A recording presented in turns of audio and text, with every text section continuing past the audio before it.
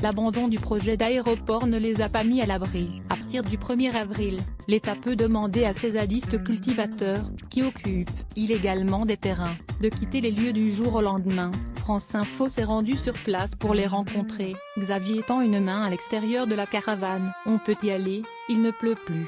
Le temps pour sa compagne Virginie d'enfiler une doudoune, et les voilà, tous les deux sur le chemin qui mène au jardin, situé une centaine de mètres plus loin. L'eau qui est tombée ces dernières heures sur la ZAD de Notre-Dame-des-Landes, Loire-Atlantique, rend le sol gadoueux. À chaque pas, le même bruit, splotch, splotch, splotch. Les plantes aussi, ont pris cher, fait remarquer le couple de paysans, mardi 27 mars.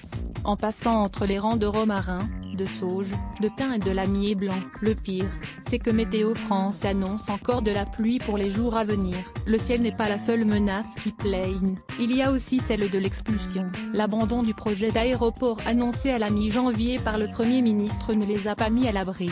Édouard Philippe, qui a bien l'intention de ne pas laisser des zones s'enquister sur des parties du territoire national, s'est engagé à évacuer l'emblématique zone à défendre une fois la trêve hivernale arrivée à échéance, c'est-à-dire le 31 mars. C'est-à-dire maintenant, du jour au lendemain, l'État peut leur demander de quitter les lieux. Nous mettrons fin à la zone de non-droit qui prospère depuis près de 10 ans sur cette zone. Édouard Philippe, conférence de presse. Le plan du chef du gouvernement est clair. Les agriculteurs expropriés pourront retrouver leurs terres s'ils le souhaitent, alors que les occupants illégaux de ces terres devront partir d'eux-mêmes d'ici le printemps prochain ou en seront expulsés. Xavier et Virginie, respectivement âgés de 51 et 45 ans, savent qu'ils sont sur la liste.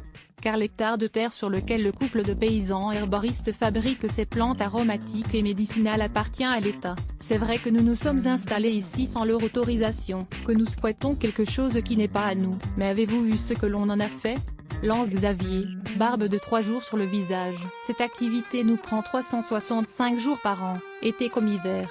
Souffle Virginie. À leur arrivée l'an dernier, la parcelle qu'ils occupent au lieu-dit du tertre était à l'abandon. Ils l'ont depuis transformée. Tu vois ce hangar, il n'existait pas. On l'a construit de nos mains, avec l'aide de copains. Sourit fièrement Xavier, entre deux gorgées de tisane maison.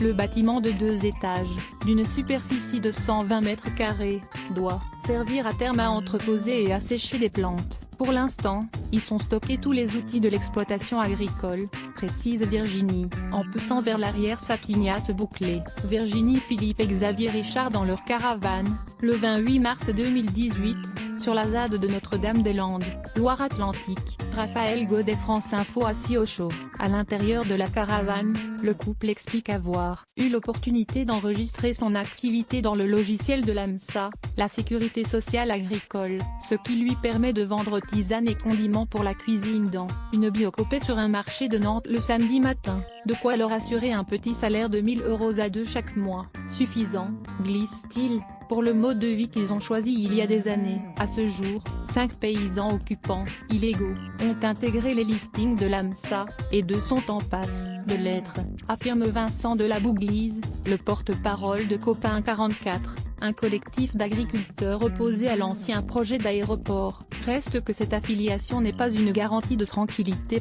On entend dire que ceux qui ont un projet agricole pourraient être épargnés par l'expulsion.